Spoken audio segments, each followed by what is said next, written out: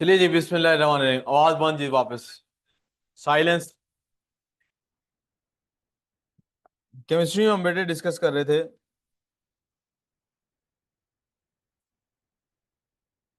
Chemistry is the study of matter and matter is made up of particles. Particles की हमने isolated particles की हमने तीन types बना ली, और उस पार्टिकल के अंदर ही मैं अब आपके साथ एक और डिस्कशन करने वाला हूं।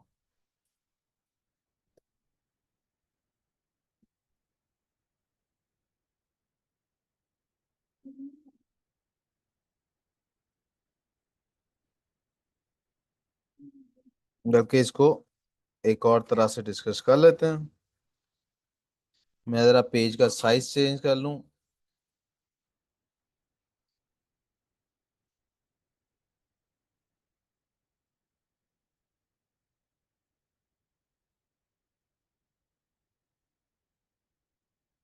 और मुझे अभी पता नहीं लग रहा कहाँ से चेंज होना है। छोड़ो जी, ऐसे ही करते हैं।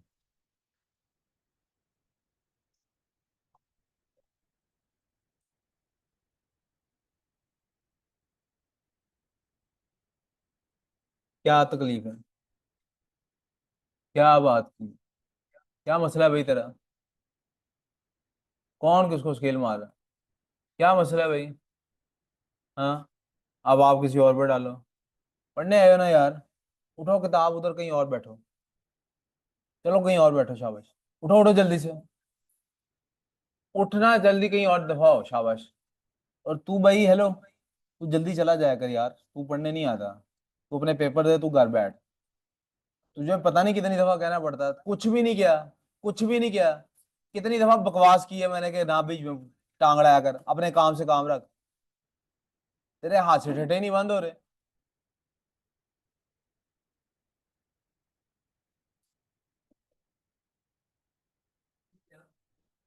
क्या? आप आ जाओ। क्या मसला है? कब के लिए जाना? उधर पेपर मैं क्या कर सकता हूँ? मैं किस तो मैंने जगा रहा हूँ, जाओ, मैंने कब रोका? लेकिन कोशिश करो कल आ जाओ बस। हाँ, तो आगे बिजनेस की क्लास लेने की बजाय अपने पास पेपर्स करो। कल शाम को, दोपहर को पहुंच जाओ, शाम को पहुंच जाओ, आगे पास पेपर सॉल्व करो। जो दिन में काम मिस होगा वो ज्यादा जरूरी है शाम वाली क्लास से। आइसोलेटेड पार्टिकल्स को बेटे हम जब देखते हैं तो हम उनमें से जो बुनियादी बेसिक पार्टिकल जिसकी हमने तज़किरा की है, दैट इज एटम। वो कौन है बेटे?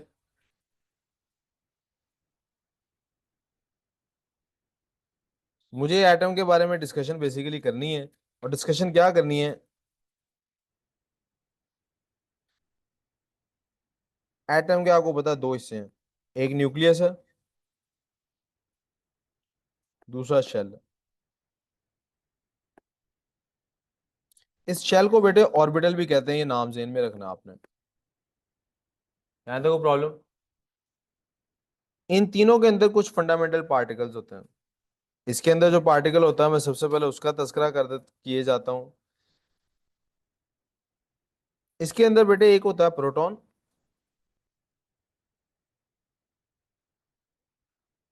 एक होता है बेटे इसके अंदर न्यूट्रॉन। और ये दोनों मिलके जो चीज बनाते हैं उसको कहते हैं न्यूक्लियॉन। क्या बनाते हैं? और मैं बता चुका हूँ ये सब एटॉमिक पार्टिकल्स हैं, ये सब एटॉमिक। मैं इस बात को फिर से वाजे करता चलूं, ये पार्टिकल है, या वन होगा या टू होगा या थ्री, ये 1.2 1.3 नहीं हो सकता। पुत्र मतिया, सीधी होकर बैठना है या घर चले जाना है? उठो शाबाश। बीमार हो तो घर चली जाओ, नहीं तो सीधी होकर बैठ जाओ। रजिस्टर निकालो, काम करो। बीमार हो तो प्लीज गो आउटसाइड।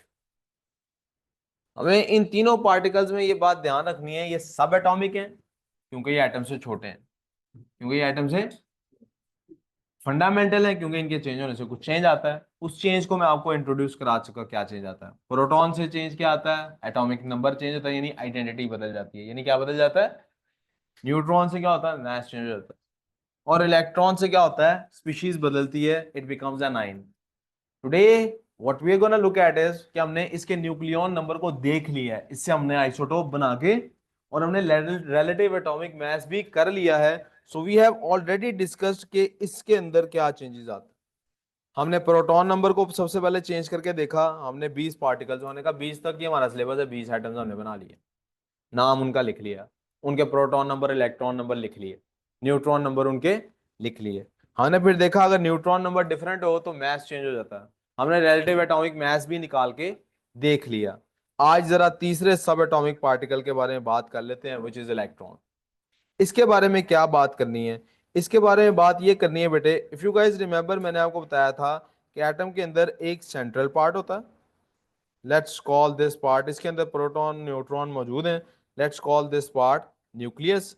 और फिर इसके बाहर क्या होता है, देयर आर शेल्स, एक, दो, तीन, एंड दिस गोज ऑन, और ये चलता रहता है। पहले वाले शेल को हम कहते हैं के, पहले वाले शेल को हम कहते हैं के शेल, राइट? क्या मेरी बात समझ आ रही है बेटे? दूसरे वाले शेल को हम क्या कहते हैं, एल शेल। तीसरे वाले को क्या कहते हैं? यहां तो कोई प्रॉब्लम, वी क्लियर सो फार? अब आ जाते हैं कि शेल्स ज्यादा क्यों हैं। आप कपड़े पहनते हैं तो उसके अंदर पॉकेट्स होती हैं, कपड़े पहनते हैं तो उसके अंदर पॉकेट्स होती हैं। पॉकेट्स पैंट में, ट्राउजर में शायद फैशन के लिए होती हैं, लेकिन आपको पता है कमीज या शलवार या पैंट या ट्राउजर का असल हिस्सा उसकी पॉकेट नहीं है। तो वो जो ट्रैकिंग ट्राउजर्स होते हैं उसमें कितनी सारी पॉकेट्स होती हैं, वो क्यों होती हैं? क्योंकि आप ज्यादा सामान कैरी करना चाहते हो। अच्छा, एक ही पॉकेट में ज्यादा सामान क्यों नहीं कैरी कर लेते? हैवी हो जाएगी पॉकेट, शायद कैपेसिटी उसकी, इन सब की भी कैपेसिटी होती है। All shells have specific electron capacity. इन तमाम शेल्स की एक इलेक्ट्रॉन कैपेसिटी होती है। जी बेटे, बेटा ये बात गलत है, मैं अभी एक्सप्लेन करता हूँ, मुझे आगे चलने दो। इन सब की अपनी अपनी कैपेसिटी होती है, इन सब की अपनी अपनी। इसमें आपने जरा मुझे बताना है, ये अगर मैं इन तीनों को, ये जो तीन भाई साहिबान हैं, इन तीनों को अगर मैं कंपेयर करूं, if I compare these three, इनमें से सबसे छोटा साइज किसका होगा, कौन सा स्मॉलेस्ट है? आपने कहा सर ये जो के है ना, ये स्मॉलेस्ट है, तो कैपेसिटी भी सबसे कम किसकी होनी चाहिए? यहां तक प्रॉब्लम। तो मैं अब आपके सामने ये बताने लगा हूं कि हमारे पास जो इलेक्ट्रॉन्स थे वो कम से कम कितने थे? We had minimum number of electrons, hydrogen के अंदर थे, वो कितने थे? एक इलेक्ट्रॉन था। And the maximum number of electrons that we had was, किसके अंदर था? कैल्शियम के अंदर, एंड दैट वाज 20। क्यों? क्योंकि इसका प्रोटॉन नंबर 1 है, हाइड्रोजन का प्रोटॉन नंबर 1 है, और कैल्शियम का प्रोटॉन नंबर 20 है। तो जितने प्रोटॉन्स हाइड्रोजन के अंदर होंगे उतने ही इलेक्ट्रॉन्स भी हाइड्रोजन के अंदर होंगे, और जितने इलेक्ट्रॉन्स कैल्शियम के अंदर प्रोटॉन्स होंगे उतने ही इलेक्ट्रॉन्स कैल्शियम के अंदर होंगे, विच वॉज 20। यहां तक कोई प्रॉब्लम? अब क्या 20 के 20 पहले शेल में आएंगे? सबसे छोटा शेल कौन सा है? सबसे कम कैपेसिटी किसकी है? तो फिर यहां से अगर एक से ज्यादा, अगर किसी की कोई कैपेसिटी की लिमिट है, तो इन इलेक्ट्रॉन्स को इन शेल्स के अंदर अरेंज करने का कोई स्पेसिफिक वे होगा, कोई स्पेसिफिक मेथड होगा, कोई स्पेसिफिक प्रोसेस होगा। उस प्रोसेस का नाम है, what we are going to study today is called as electronic configuration. क्या कहते हैं उसको? कॉन्फ़िगरेशन का मतलब होता है अरेंज करना, चीजों को अरेंज करना। चल ना यार, मिटते ही नहीं, क्या हो गया इसको? कॉन्फ़िगरेशन का मतलब क्या होता है? चीजों को अरेंज करना। तो हम आज जो जिस चीज डिस्कस करने वाले हैं, that is electronic configuration. Electronic configuration क्या होती है? द मेथड या द सीक्वेंस, बल्कि इससे बेहतर लफ्ज है, the arrangement of electrons in the successive shells of an atom. अब इसमें सबसे इंपॉर्टेंट वर्ड पता है कौन सा है?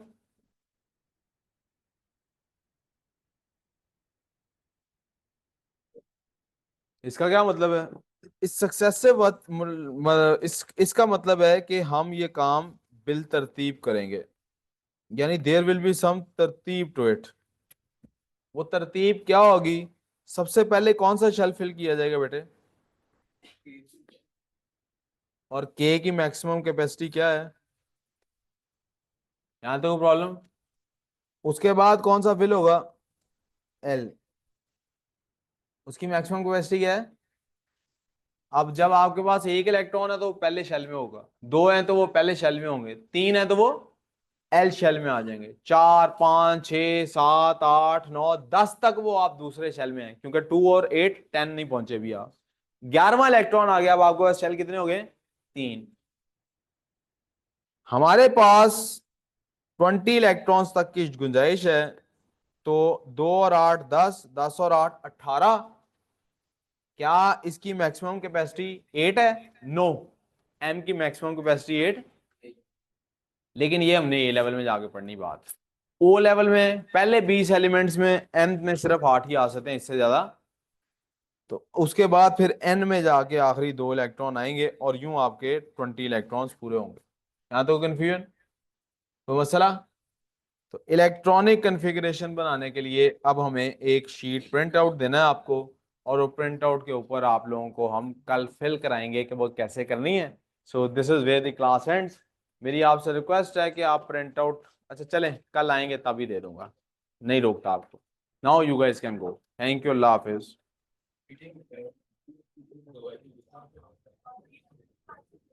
यार वो ना असल में भी क्लास है, मैं कैसे मीटिंग अटेंड करूं? कौन है मीटिंग के लिए? हाँ उनको मीटिंग का टाइम दिया हुआ था। हम्म। आता हूँ फिर उनसे तो